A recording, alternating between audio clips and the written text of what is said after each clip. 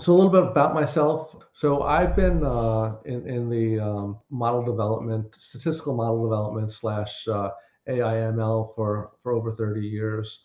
I've also headed up analytics for Experian North America, one of the three big credit bureaus. 3.5, close to 4 years, I've been at Wells Fargo. Um, so Wells Fargo has a number of AI ML areas. They used to be all consolidated into one, but about 2 years ago, they federated and broke apart into different areas. The area that I'm involved in is around consumer lending. So being able to build models to support credit cards, small business loans and cards, personal loans, home mortgages, and this is a 7-week adventure. Getting into the artificial intelligence and machine learning solutions that are used in financial services.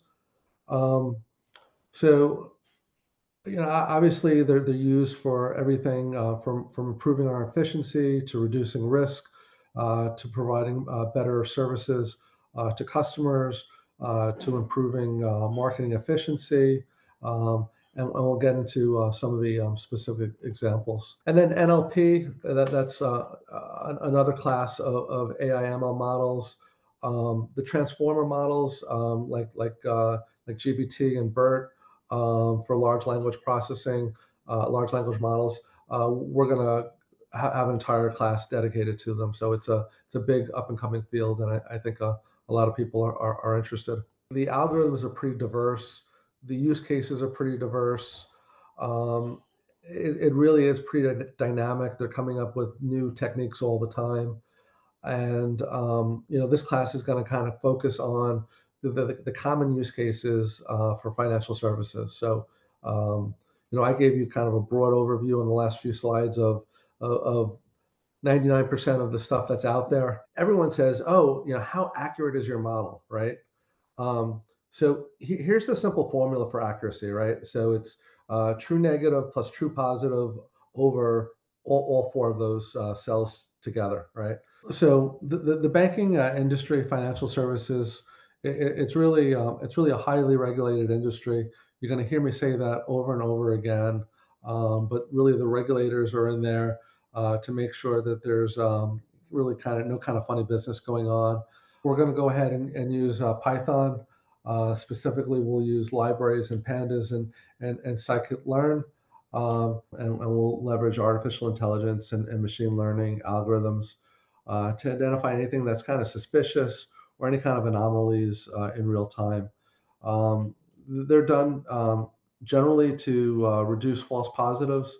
So false positives, just to reiterate, right? So that would be like in that pregnancy example that we had last week, right? Saying somebody is pregnant when they're really not. That was the sumo wrestler. That would be the false positive. So we don't want to falsely identify something as potential fraud when it's not. We want to really pay attention to increase accuracy and offer real-time protection against a wide variety of fraudulent activities. So it might be anything as simple as double authentication, where you log in correctly with your user ID and password, but you're kind of doing it from a place not expected, right? Like Lithuania or something like that. So they may go ahead and send your phone a text message. Is this really you trying to log in? So that's one way that they'll go ahead and stop online fraud. Network traffic analysis. So that's looking to uh, looking at bad actors that are trying to do things like denial of service attacks, where they're continuously hitting, like let's say the Wells Fargo website, so often, so that people wouldn't be able to log in to go ahead and transact. Um, Real-time scoring, right? Again, it's just that's kind of an implementation, right? So a lot of models are built in batch, where let's say for a direct mail campaign, so they might be scored monthly. Other models, like determining whether something's fraud or not fraud, might be done in real time. So if we start at the root, right? The root is saying, okay, um, we have 800,000 records in our model, right? And 730,000 of them are non-fraud, and nearly 70,000 of them are fraud. Okay, so if we were to kind of make a decision, just on whole, the model would be you're not fraud, right? Obviously, not a very good model because it's not making any choices. It's always going to default to non-fraud. So now getting into some of the techniques. So we talked about tools. We haven't really talked about techniques. So these techniques will be available in most of the tools, and we'll kind of span them and talk about them. But basically, what we're looking to do is predict future values based on past observations.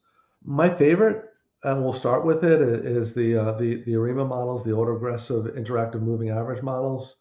Those are suitable for such a large swath of time series type problems. Um, it combines autoregression, which is a standalone technique, differencing moving averages, which is another standalone technique, and it works really well.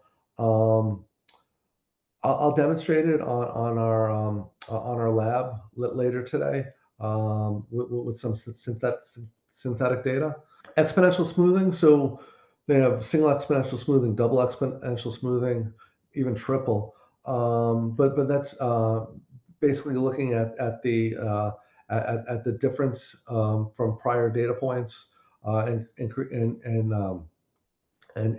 that exponential curve based off it. Very simple technique. It works well on some data. Very easy to explain. And you'll find that readily available in Excel.